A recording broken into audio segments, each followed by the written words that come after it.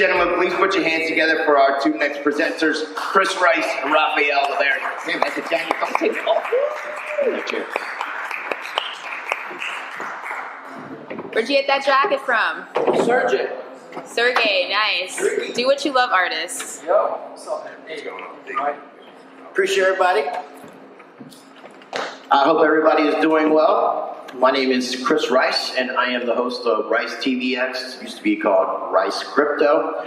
Obviously, I'm joined here by Rafael LaVerde from Crypto Vigilante. And in case you're unfamiliar with my channel, I would actually encourage people, if you would like to go check out my channel, I just recently interviewed him.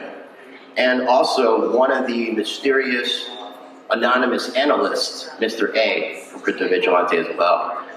So originally I was going to do a talk about solutions and alternatives that we can build in the crypto system, in our ecosystem, to work around a lot of these legacy off-ramps and create our own economies, create our own ways of transacting together.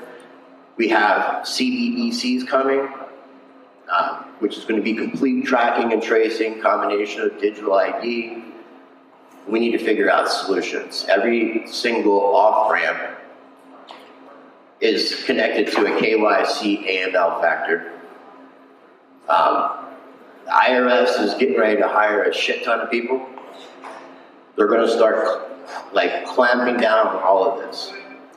So I really wanted to help to reignite and inspire the future cypherpunks, the old cypherpunks, the old guard, the original people who got involved in crypto. One of the things that's really upset me about crypto over the past year and a half or so is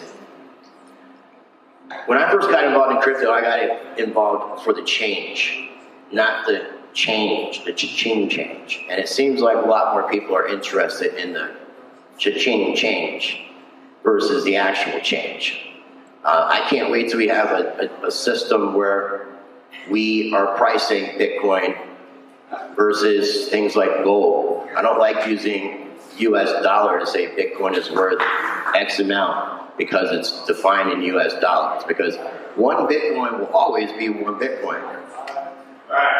So what are your thoughts on this whole idea of where we are in the crypto space now, how things have changed since the beginning, and what we need to do to recreate and reimagine that world that was being brought to us that seems to have been infiltrated by the entire legacy system? Hi there, guys. Thank you for having me. This mic is good, I think.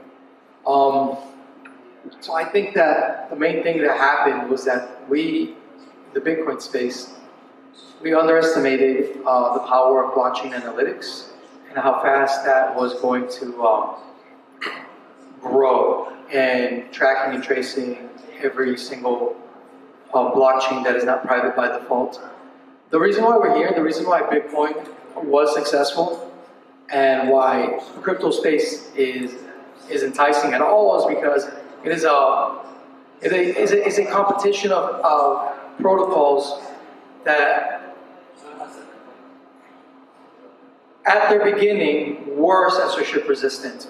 So BTC was censorship resistant, Bitcoin was censorship resistant, and a lot of people within Bitcoin knew that Bitcoin was never going to be a full-on privacy coin, but we thought it was going to be censorship resistant enough.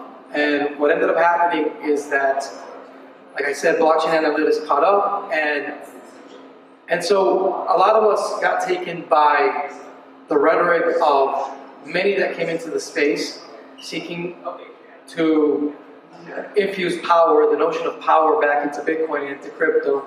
And we had civil wars because of this in Bitcoin that were multi-billion-dollar civil wars in hash power spent protecting these chains.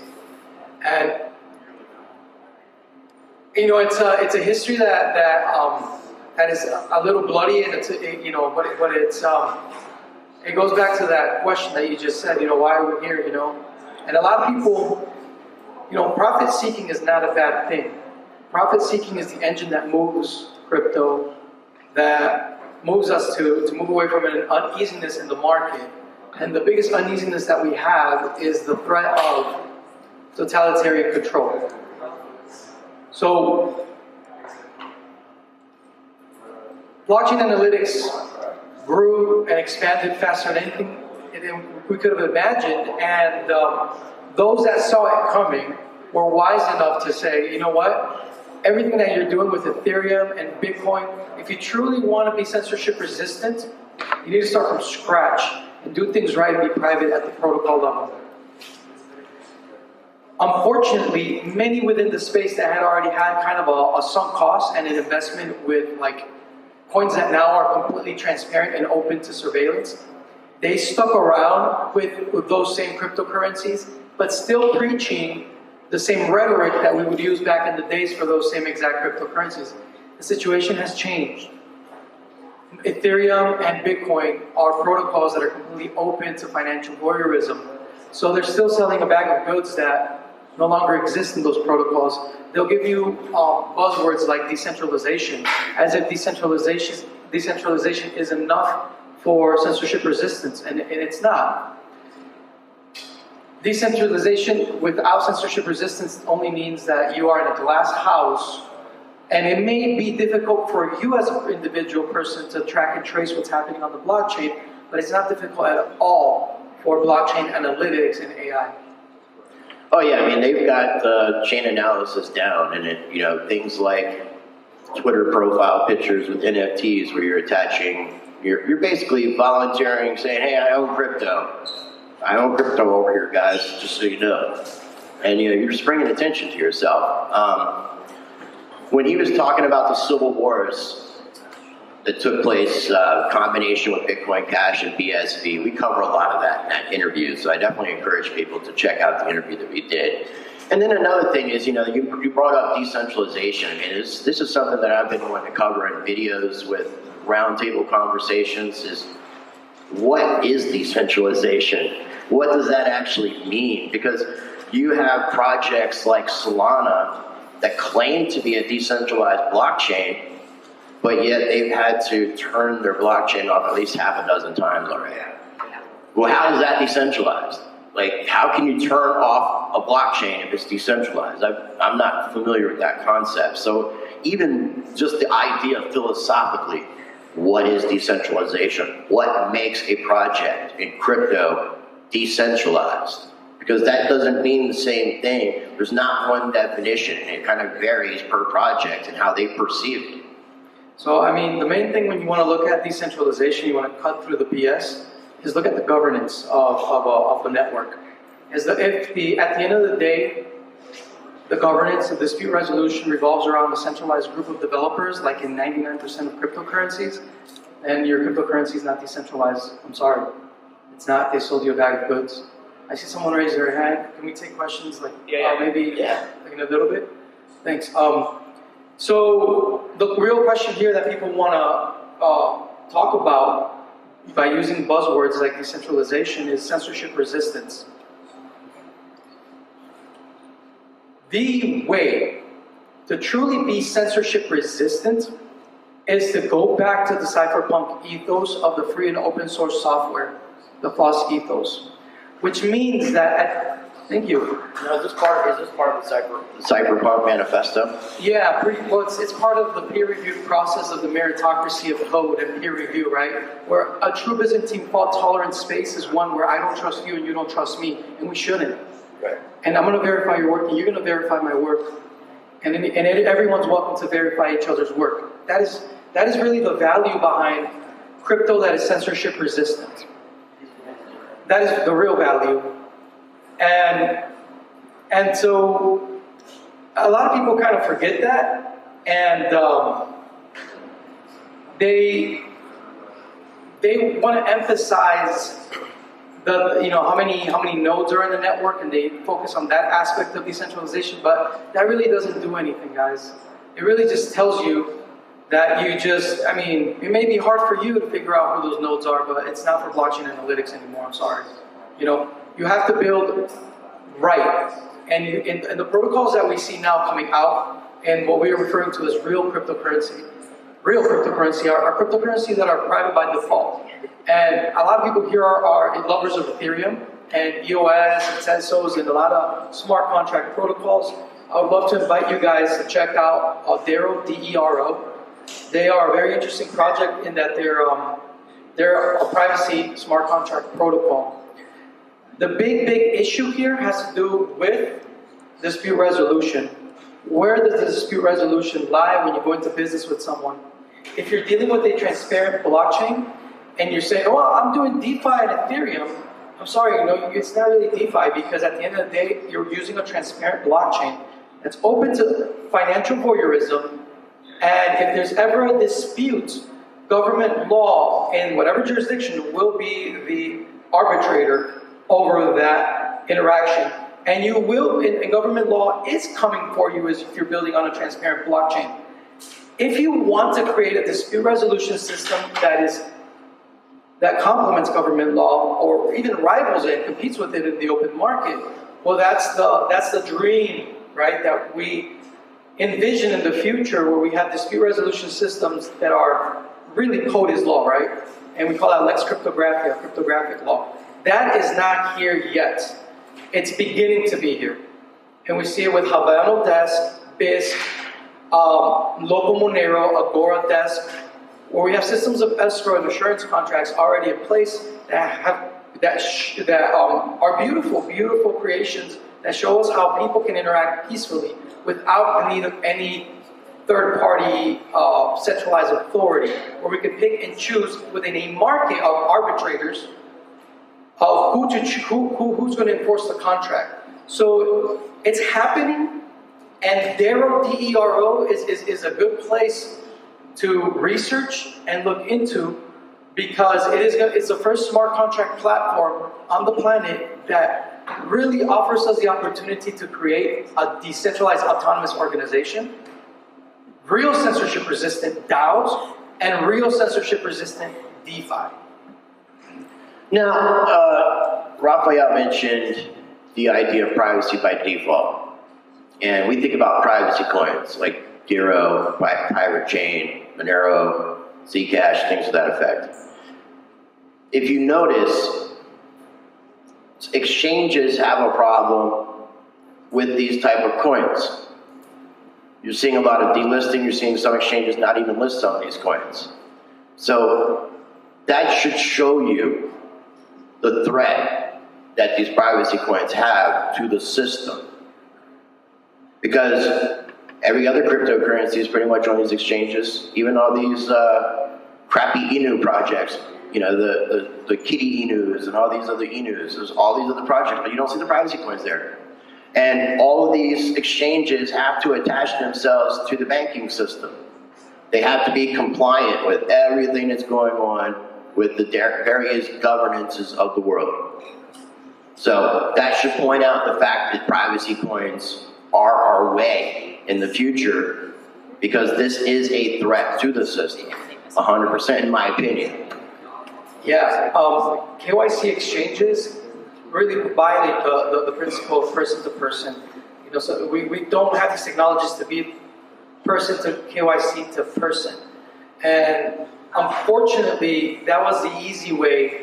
It's like, it's like Satoshi gave us a beautiful, healthy meal, and everybody just went for the Coke instead. It's sad, but when will people stop chasing fiat, really, and really start building crypto the way it's supposed to be? And that's happening now, because people do care. And we're having this conversation. And that's why I wanted to have this conversation. And the exchanges are coming, exchanges that are decentralized, that are censorship resistant. A great example of this is one of the first Bitcoin wallets in the space, which was Airbit's announced Edge.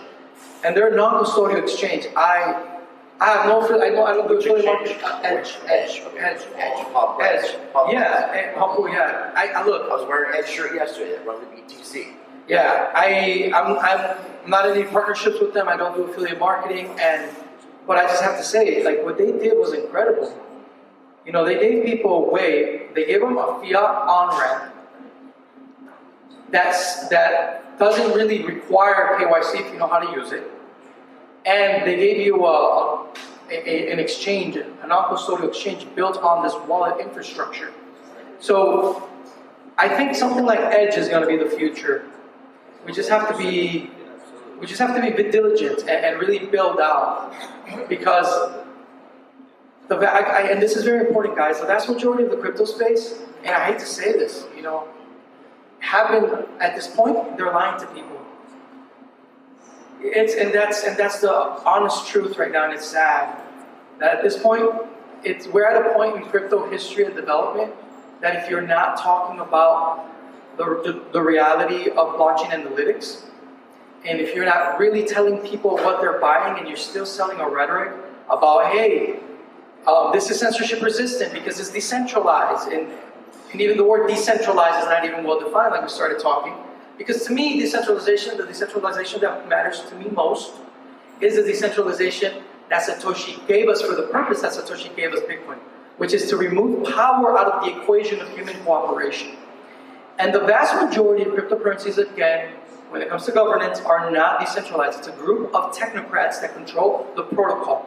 Whoever controls the protocol in these networks is the kingmaker, and is the new government that, upon seeking favoritism or with anyone within that network, that's how you create an actual monopoly in the economy. Monopolies don't appear, don't come about by natural means. If we have a complete free market where you can sell coffee just as good as Starbucks without licensing it, a complete free market, then we can all compete, right? But the fact that we have a monopoly of violence called government means that I can get favoritism from that group of thugs so that I can keep my competition away. And unfortunately, in the area of governance, the vast majority of the crypto space is very centralized. If you want to look, this is why it's very important, privacy coins are important for this reason as well.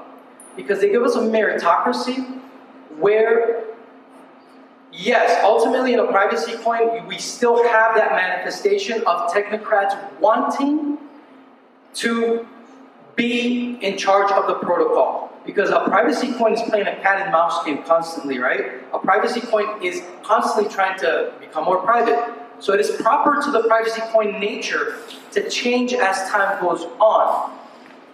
So within the privacy coin sector, they wouldn't exist without the free and open source software ethos. And peer review is so important. It's the most important thing. That's kind of like the checks and balances within the privacy coin sector. So the privacy coin sector in general is the space where it's almost like it's acceptable that the governance, that the crypto governance to some degree be centralized. But at least in the privacy coin sector, people are honest about this. And why is this? Because when you buy into any crypto network, you're not just buying the technology.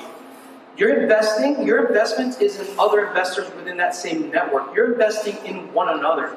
And by investing in one another, you're looking out after each other's investment.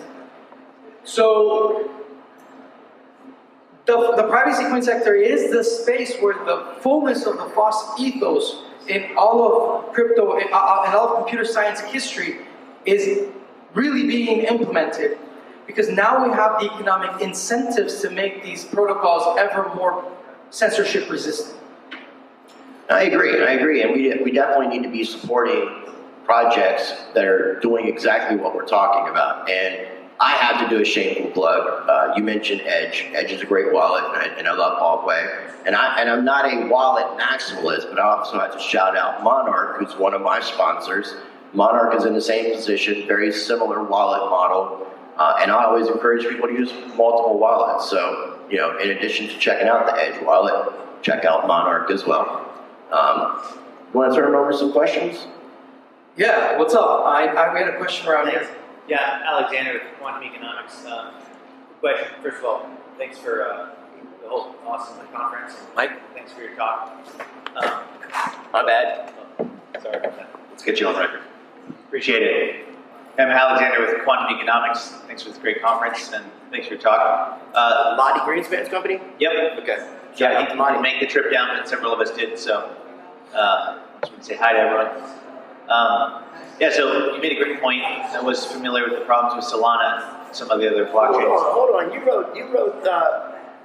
wrote that article that me and you talked about. Which one? I think it was you. Maybe. I've written about 100, so. So what's your name? Alexander Loris. Did you write an article about who is Satoshi? No, that was Gerald. Okay. That's an awesome one, yeah. Okay. So, I think I'm thinking about your conversation, Mr. A. Mr. A. Yeah, totally mixed it up. yeah, it wasn't me, but it's a good friend of mine. Everyone's Great point you made. On a scale of like 1 to 10, how would you rate, I'm kind of new in this area, but how would you rate Monero and where would you rate Bitcoin in terms of actually, on a scale of 1 to 10, 10 being the best? Decentralization. Or censorship resistance, sorry. Shit, I mean, no, man, BTC is completely censorship. It's a censorship machine. Yeah. BTC is a censorship machine. Now, in the United States, there are even miners now that censor transactions on the blockchain. Wow. That's how fucked up it is, yeah. And blockchain analytics not only follows you from the past and tracks and traces where the coin that you receive. Yeah, I mean, you don't know what if the Bitcoin that you received was involved in a crack deal. Right. 2 transactions ago, and now you're going to be looked at as a suspicious person. Well, that's why fungibility is an issue. Exactly. Which Litecoin did add a side chain with the Mimblewimble, but that's not one chain.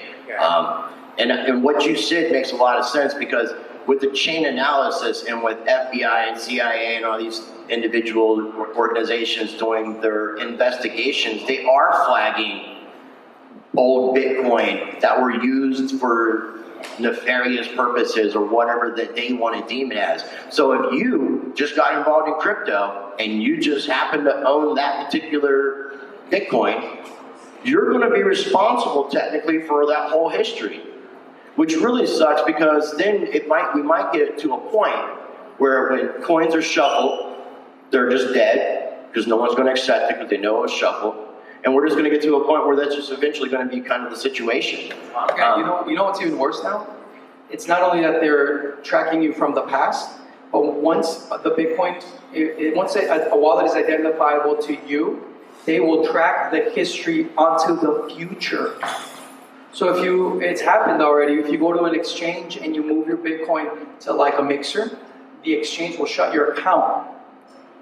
And when that happens, according to the travel rule by FinCEN, every bank account or any financial institution that is tied to your identity that has been flagged is flagged as well. And every other bank account that has been doing business with you, maybe your cousin's business for lawn mowing, I don't know, or maybe your other business, they're all flagged. It just spreads like wildfire. Another thing too that I found out recently is KuCoin is an exchange that doesn't really require KYC unless you get to a certain point, kind of how Binance used to do things. If you send your funds from KuCoin to a centralized off-ramp, not only is there an address, but it actually says the exchange name. Yeah, it's pretty messed up, guys. So I got an anonymous KuCoin account, but if I send it to X account that's KYC, I now have just made my anonymous KuCoin account anonymous. It's no longer anonymous. So yeah, you're welcome. So in other words, all of DeFi is completely centralized and prone to censorship. Like I hate to tell you guys that, it's like I know everybody's really geeking out about DeFi this past few years and stuff. But I wish someone was saying this earlier because the same shit that happened with the ICOs, that people think that they were doing something censorship resistant, they're really putting themselves in a mass surveillance system. Like literally, they were putting themselves in a honeypot and pumping themselves up to be part of it, to even grow these honeypots. Look, man, right now, true censorship resistant crypto is here and we're at the beginning of it. This is such a big time to be alive because everything that made BTC successful, everything that made Ethereum successful, all of those promises all of those arguments and those promises were never delivered and will never be able to be delivered in those transparent and open protocols. We're building crypto right with all these privacy protocols like Monero, Pirate Chain, DERO, Equilibria, which is like the privacy chain link. These things are only and the beautiful thing about this, guys, is that they work right now. Everything I just mentioned, they're not promise coins. They work right now. So if you want to make real, because people care about money, and that's mostly why people are here in crypto. If you want to make money, you don't go where the masses are. The masses are dumb. You want to have differential knowledge, and you want to know, like Wayne Gretzky says, where the puck is going. And if you look around in this world, we're moving closer and closer to like a global, dictatorship, really. And people, as the dollar collapses, as the euro collapses, as the economies collapse throughout the world, and they're going to give you medical excuses for its collapse, they're going to give you political excuses for its collapse. The truth is that these fuckers they've been collapsing the dollar since 1913. It's lost over 96% of its value since 1913. A little bit more, but yeah. Yeah. So it's and what's going to happen on a global scale economically is inevitable. And we started the Crypto Vigilante to help people prosper and survive during and after the dollar collapse. And the surviving aspect of all of this, in our opinion, right now, is in privacy coins. Who cares to thrive at this moment? To be honest, man, imagine making amazing gains and waking up tomorrow as a billionaire, but in a prison planet, where you're tracked and traced, where you don't have the freedom that you grew up with as a kid, where everywhere you go, it's they're asking you, like a freaking QR code on your forehead, spying on you, and predicting even your thoughts, because that's how crazy this shit's getting. Literally, these assholes at the World. You just watched a Minority Report last night? No, I'm listening to these people at the World Demonic Forum speak, talking about how, and guess what's really fucked up, guys, is that Ethereum is completely bought out by MasterCard, UBS, and fucking JP Morgan. Oh yeah, the news came out with... Dude, they're all part of the World Demonic Forum. I call it the World Demonic Forum because those guys want nothing but power, total surveillance. They want... I know it's all about research. You will own nothing and be happy. Yeah, exactly. The Great Reset. They completely want to enslave everybody, guys. And that reset includes the crash of the dollar, which is the world reserve currency, which crashes all the rest of it so they can reset it. Henceforth, a great reset. Look, guys, since the 70s, when cypherpunks were sending code across the ocean on actual books, because that's how they started. They would share code with each other, open source code, on books. In books. And so I would send it to my buddy, and my buddy across the ocean would type what is in the book into his computer and give me back notes and send it back across the ocean. This is a really, we're living the end right now. This is the end of the second crypto war in computer history. The first crypto war was fought by, it was a gift of PGP encryption to the world by Phil Zimmerman, who will be speaking at Monerotopia. You guys have to go there. Monerotopia tomorrow, guys. If you guys want to be amongst like the real trailblazers in crypto, go to Monerotopia. Monerotopia.com. Yeah, go to Guns and Bitcoin, coming up on the 9th and 10th as well. That's going to be a badass con. Dude, that is powerful shit, guys. You guys want to make money in crypto? Because I know a lot of people here, like, we're here for capitalize. If you manage a family office, guys, you will not share the secret sauce of the investment and the allocation of your capital with the world. And if you're using Ethereum or Bitcoin, you're butt naked to online surveillance. You're giving away the secret sauce of your investment portfolio.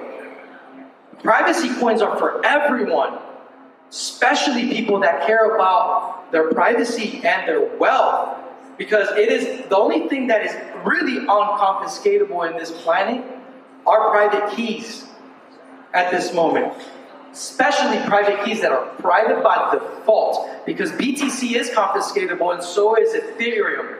If we really want to create a new world, we need to build it right, guys. And again, the vast majority of the crypto space, and I hate to say this, man, I really do, but it removes with lies. It's just, there's lies everywhere, guys. So be very careful. Be very careful. I think we might have time for one more question if anybody has a question. You want to? Thank you, Alex. Question? We'll do two. I got him and then this gentleman over here. I have a follow-up question to what you said. You said BTC is confiscatable. I'm trying to understand that a little bit more. Is that more in line of what you were saying, how they can correlate who you are as a user and basically, blackball you from different protocols? Yeah. Or how is it confiscatable and Monero's not if they all work with private keys? I'm not asking a question, I'm trying to understand. Every time you transact with anyone with Bitcoin, you are giving them a copy into they can see everything that you've done in Bitcoin. That's connected to that wallet that you send money from. So it's completely open to surveillance.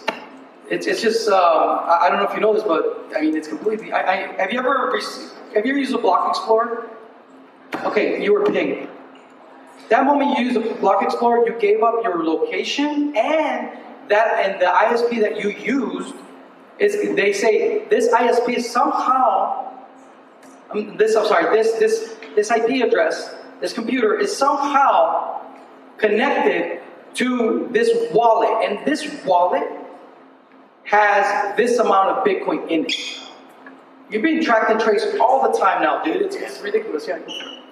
The other thing, and I can't really point out like a specific case, but I've read about multiple situations where people were arrested, being held for like federal type crimes, not just in the United States. We're not talking about misdemeanor stuff, where they're ordering in court to hand over the private keys.